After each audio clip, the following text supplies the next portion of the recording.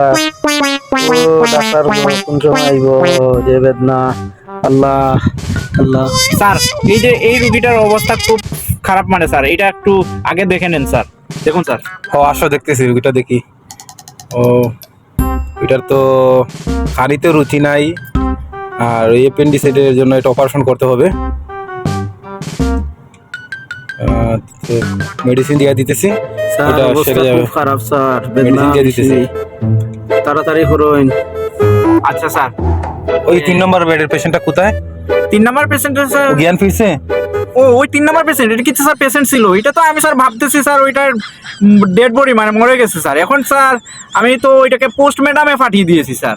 কি করছো এই ইডিয়েট, কি করছো? ওইটা তো রুগী অজ্ঞান রুগী ছিল, এটাতে জ্ঞান ফেরার জন্য। স্যার কি তা হচ্ছে স্যার, আমি আসলে ইয়া আল্লাহ আল্লাহ গো, তারা তো দেখা যায় জীবিত রোগীরে পোস্টমর্টম করিলা।